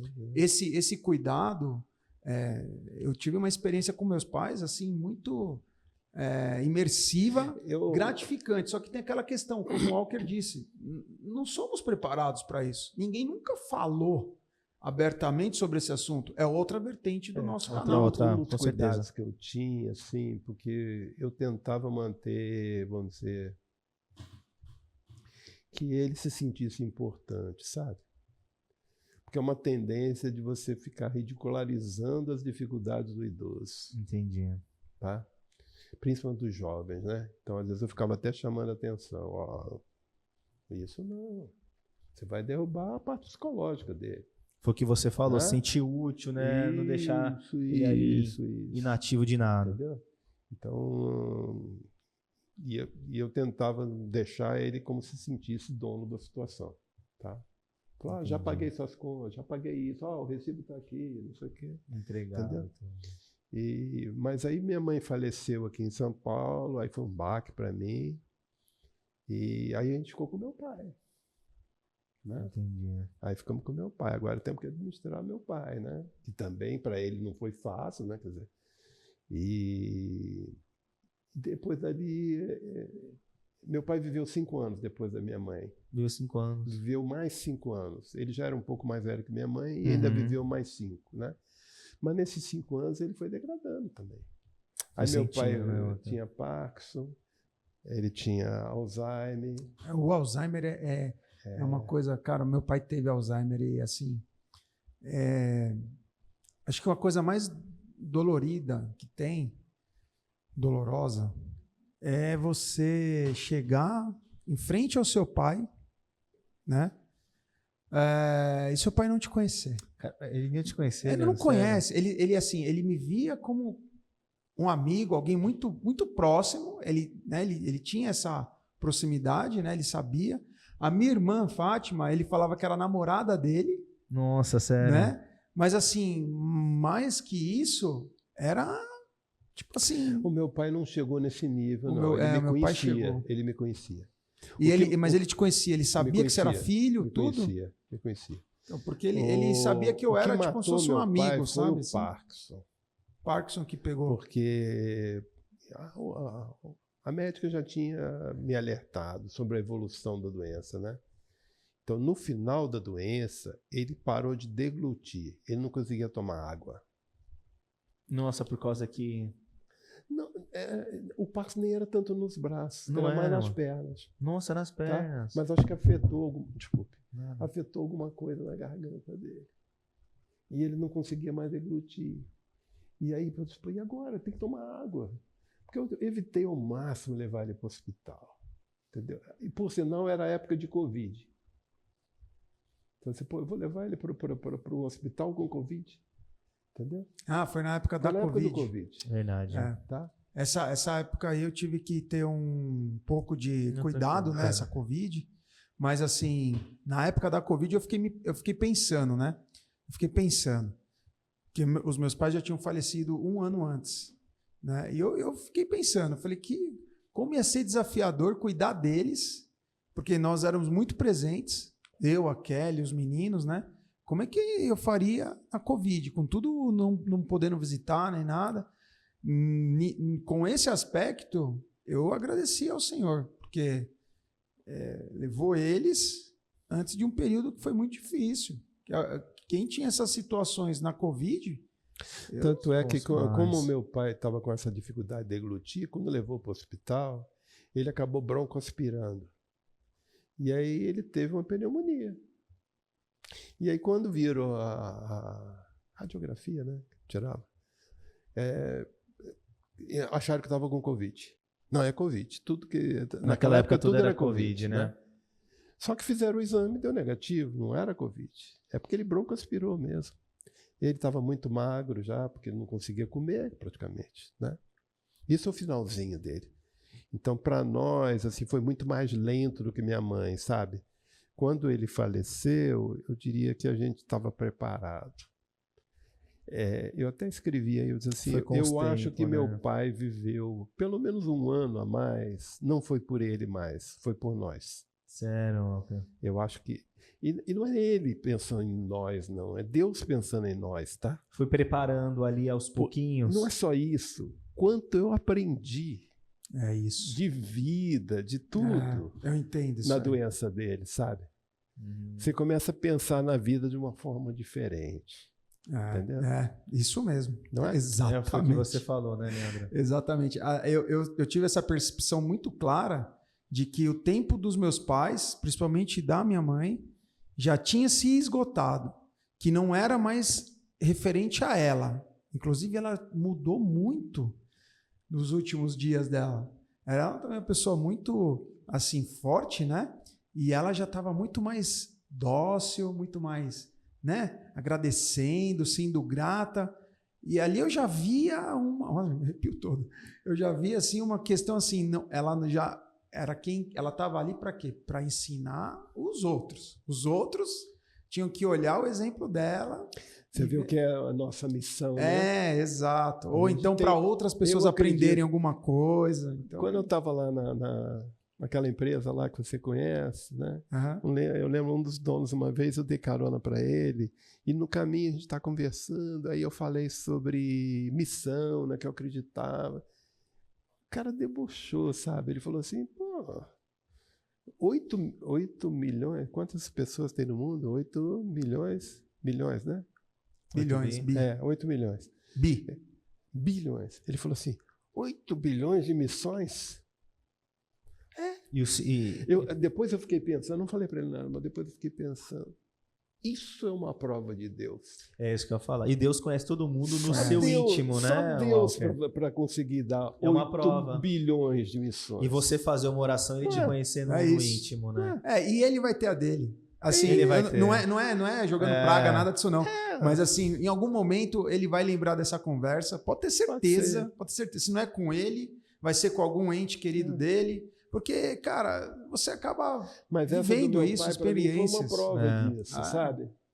E assim, como se ele tivesse uma missão que não era simplesmente ele viver, etc. Ele estava ali para ensinar a gente. Servindo. Você estava servindo. E assim, o que eu sempre falo, né? Alguns vão passar a vida inteira e não vão perceber isso. E eles vão perceber isso depois. Quem crê, ensina quem também, crê, né? Crê, quem não crê, tudo bem, tá?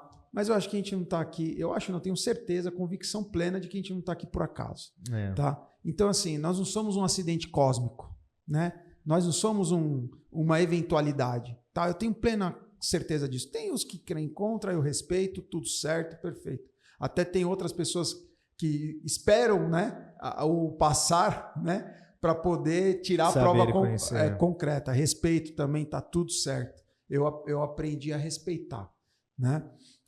Mas todos viverão alguma experiência relacionada ao que a gente está falando aqui hoje. Isso eu tenho plena convicção. Se não for com algum ente querido, será com ele próprio. E não tem outra alternativa. Entendeu? E a missão de cada um, essa pessoa ela vai reconhecer que tem uma missão ou não tem, vai ser dela. A gente está aí para aprender. Aprende quem quer. Né?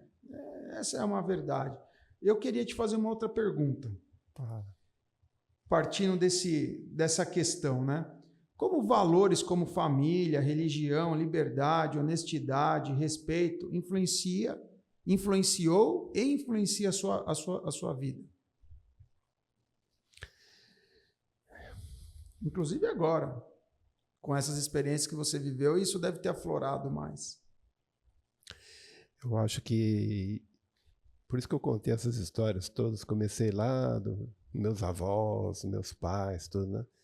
Porque eu acho que eu defendo isso muito, de que uma sociedade precisa de valores. Precisa de valores, verdade. Precisa de valores. A gente estava falando do Abel aí, e eu percebi isso na prática, quando eu tive vários cargos onde eu gerenciava muitas pessoas, né? E quer ver um exemplo? Eu ajudei a elaborar e implantar vários planejamentos estratégicos, desde a aeronáutica quanto em empresas.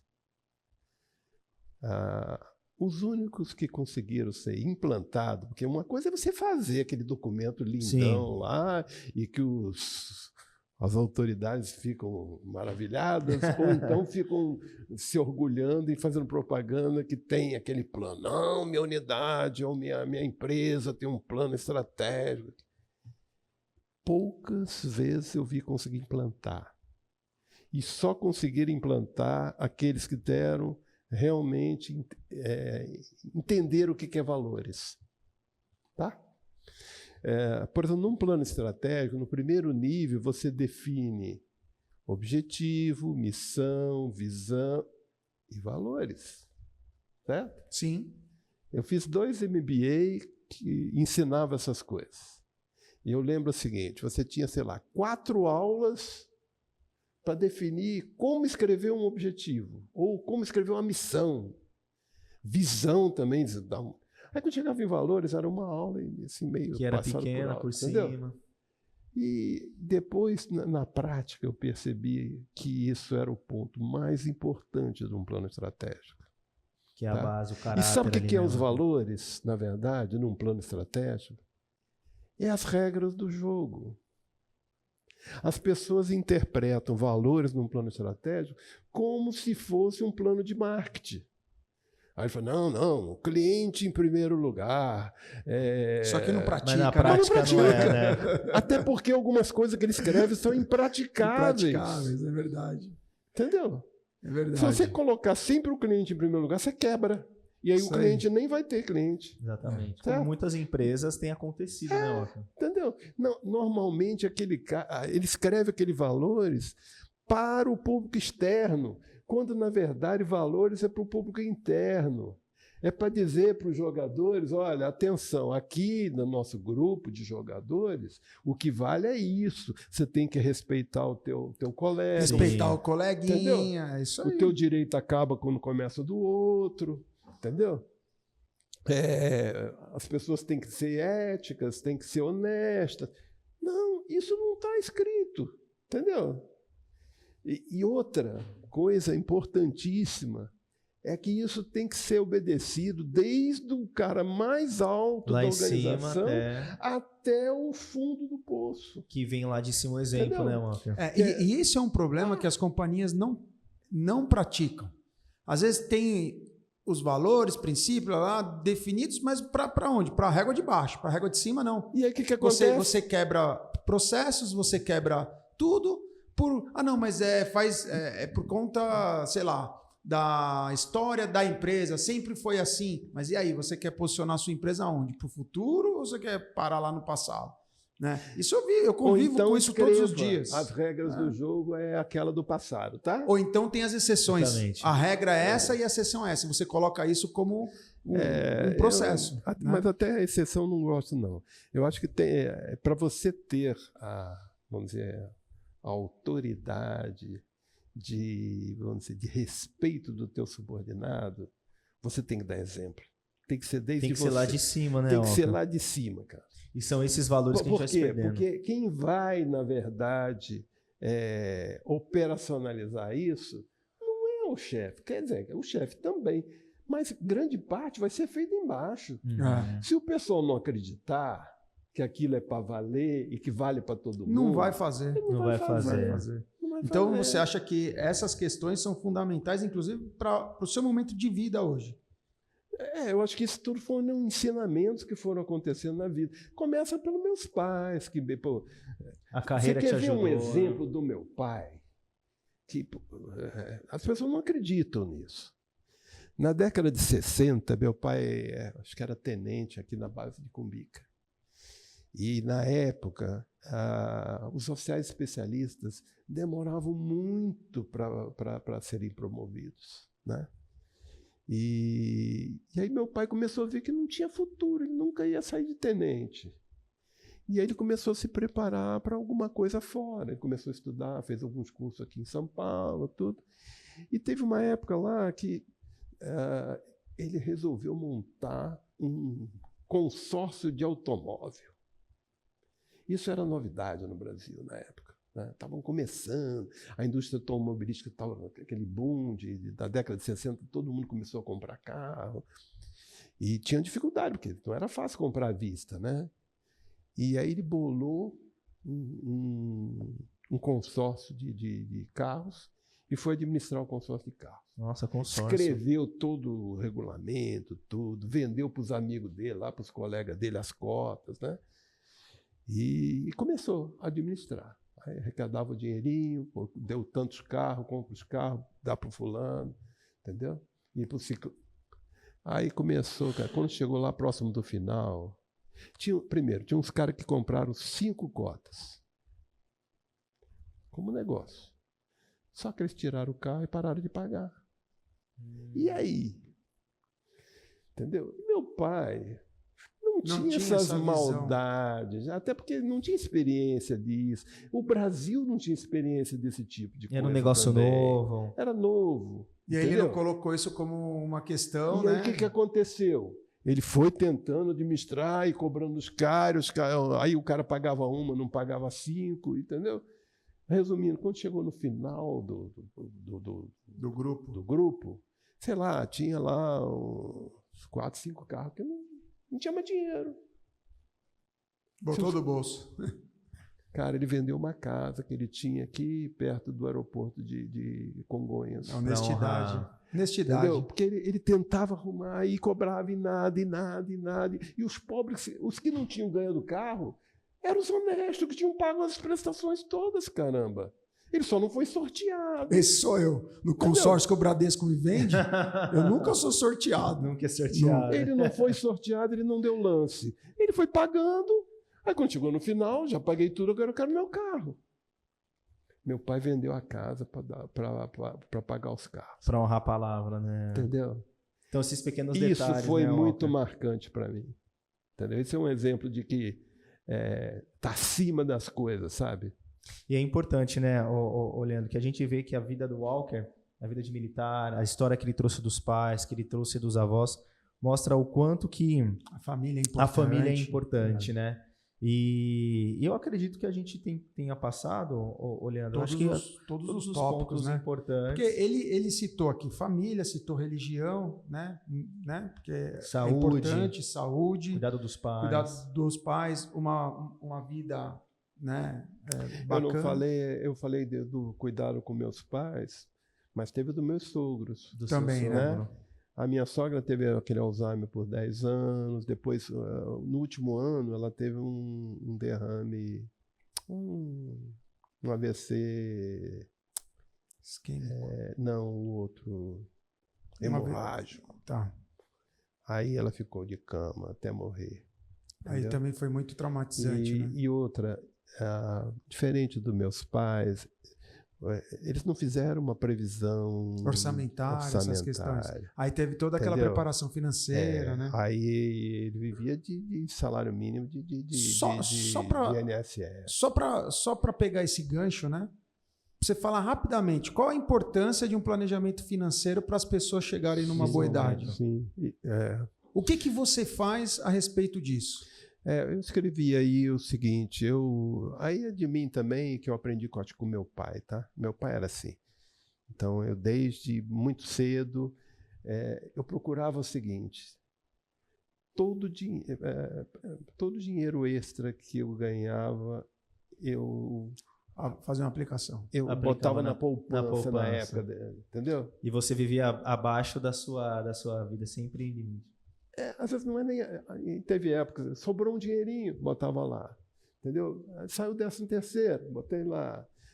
Sei lá, fiz uma viagem, ganhei umas diárias, não sei o quê, eu já custeei a diária com o meu dinheiro mesmo, então aquele dinheiro entrou a mais, eu separava. Porque eu não queria acostumar minha família a viver um padrão de vida que não era meu. Ótimo. Legal, ótimo. Excelente isso. Entendeu? Melhorar de vida é fácil. Diminuir de padrão é difícil. Exatamente. O gosto Entendeu? não retrocede. Você viu, eu estava falando... Como que é, Pablo, essa aí? O gosto não retrocede. Isso aí. Eu estava falando, né? Quando eu servi em Recife, por exemplo, eu viajava muito. Então, eu ganhava umas diárias a mais. Entendeu? E se eu soubesse usar, não saísse gastando lá em restaurantes muito caros, eu conseguia sobreviver nessa brava. Não quer dizer que você não ia em restaurantes. Não, eu ia jantar. Entendeu? Você ia saía para jantar com todo né? mundo, mas também não exagerava. Isso foi determinante, entendeu? você acha? Eu dormia no quartel do Exército. Eu não ia dormir lá no hotel chique, lá na cidade. Eu dormia no quartel do Exército. Isso foi determinante para você chegar, inclusive, a ajudar os seus pais, ajudar os seus sogros, né? Etc. E, de uma certa forma, o que eu ia contar é o seguinte, isso eu sabia, isso é passageiro. Tem época da tua vida que você ganha, tem outra época que não. Né? Quando eu servia, dava instrução para cadete, era só voo local, não viajava. Quando eu fui para o CTA, que eu fui fazer mestrado, tudo lá, não viajava. Entendeu? São pequenos detalhes, tá né? vendo? Se eu me acostumasse com aquele padrão, e quando eu voltei... E quando voltar, não volta, é difícil. Entendeu? Então, eu acho que um dos pontos importantes é esse. Outra, entender, eu acho que isso tinha que ter nas escolas, eu escrevi isso também, tinha que ter educação financeira para as crianças, cara, desde cedo. Aí eu vou fazer Desde cedo. Parece que o Tarciso, aqui Já o governador de São Paulo, já tá com todo, vai né? colocar a educação financeira na grade. Meu, olha, eu bato palma. Porque tem que ter. Educação financeira o cara tem que ter desde cedo. O Luiz Fernando, eu já ajudo ele desde cedo a educação financeira. O irmão da Kelly, que é o meu cunhado, né? É meio óbvio, né? Se é o irmão da minha esposa. Sim. Ele também é da área financeira e a gente incentiva ele a cuidar, né? Saber gastar, da parte, saber investir. lógico, porque assim, eu te dou uma mesada. Beleza, você faz o que com essa mesada? Você torra? Não torra. Você pode gastar um pouquinho, o outro pouquinho você guarda. Você aplica. Eu ajudo ele a investir na bolsa. Entendeu? Coisinha fazendo, pequena, mas vai fazendo. Vocês viram aqui o Pedro falando aqui dos juros? Os juros, Você vê a diferença? Entendeu? Por muitos anos eu ganhava aqueles juros da poupança de 6% ao ano. E hoje você paga o plano de saúde com juros absurdos. Durante 20, 30 anos, você cria um patrimônio. Agora inverte. O cara que está devendo está pagando 150% ao ano. Está pagando 2 vezes a mais. 3 vezes a mais. Para ter, às vezes, sei lá, uma roupa, um tênis, não sei o quê, porque eu quero ter um troço da moda, eu vou lá e faço um crediário e pago caminhão de juros. Por isso que é cultural, né? Entendeu? Essa educação tinha que ter para as crianças. Verdade.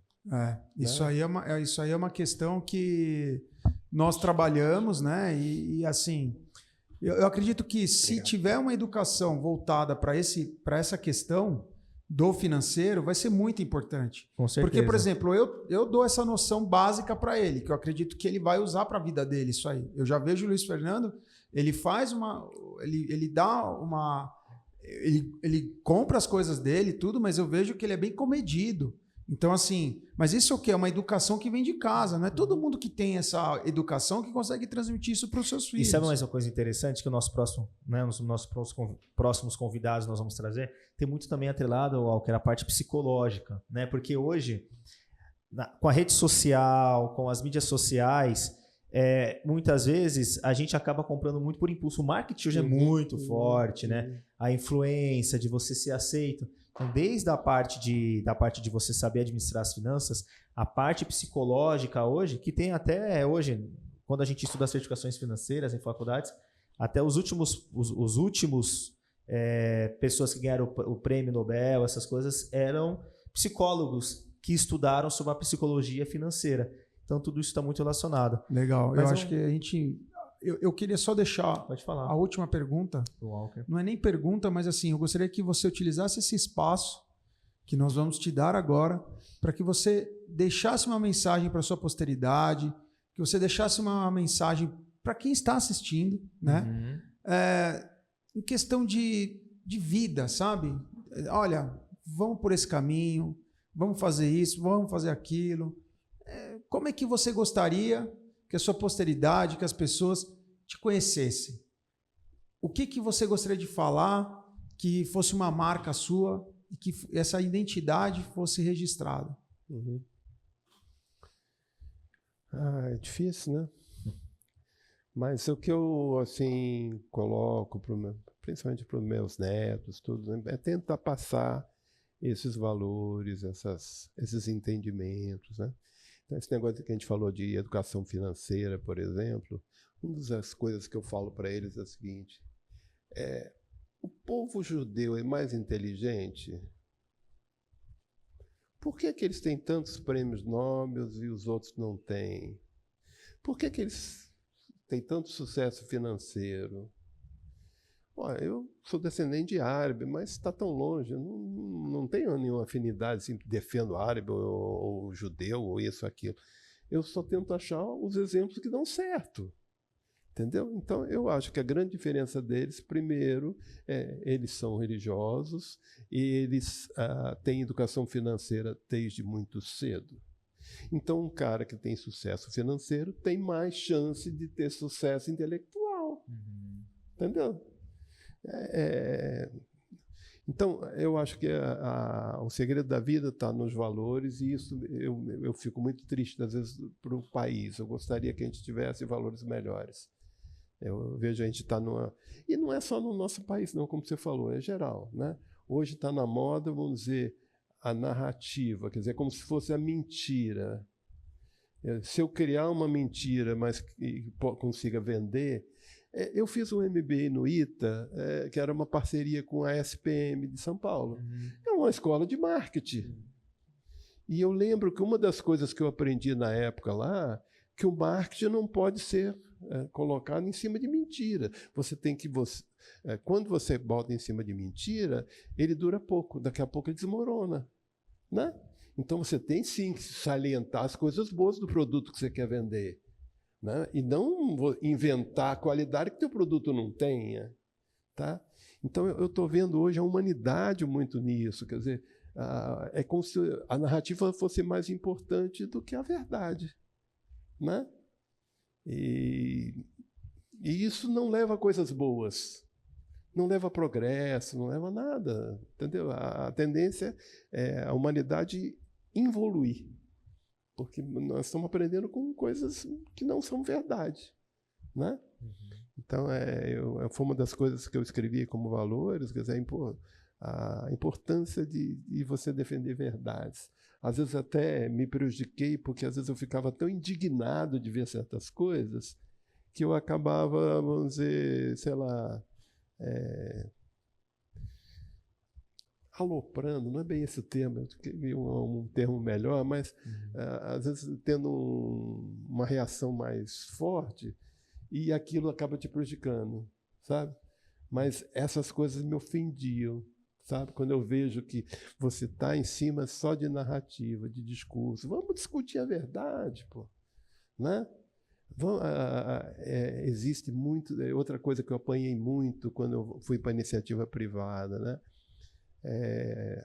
As pessoas pensam muito nelas, não pensam em grupo, né? O cara está preocupado com o emprego dele. Caramba, mas se a gente se juntar, a gente vai ser mais forte. O meu emprego vai ser mais forte, a empresa que eu trabalho vai ser mais forte. Se mas prioriza ninguém pensa muito, nisso, o cara pensa o nele, individual, cara. Isso é Você geral. quer ver um exemplo? Condomínio, cara. Reunião de condomínio, é um puxando o tapete do outro. Eu disse, caramba, vamos pensar na comunidade, vamos pensar em grupo. O que é bom para o grupo? Vamos abrir a mão de um pouquinho aqui para a gente ter um benefício geral? Não.